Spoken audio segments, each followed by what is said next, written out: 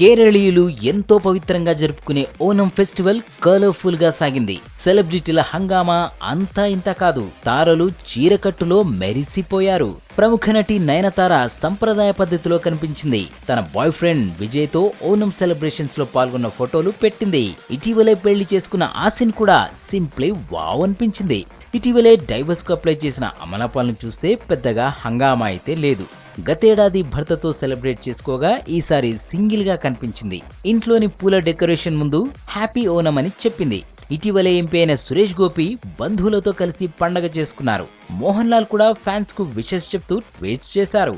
అనుపమ పరమేశ్వరన్ కూడా ఓనం విషెస్ చెప్పింది. బుల్లితెర నటీమణులు హంగామా చేశారు. ఓ సీరియల్లో నటించే స్టార్స్ అందరూ ఒకే చోట ఈ పండుగ చేసుకున్నారు. రెగ్యులర్ కు భిన్నంగా అందరూ సంప్రదాయ దుస్తుల్లో మెరిసిపోయారు.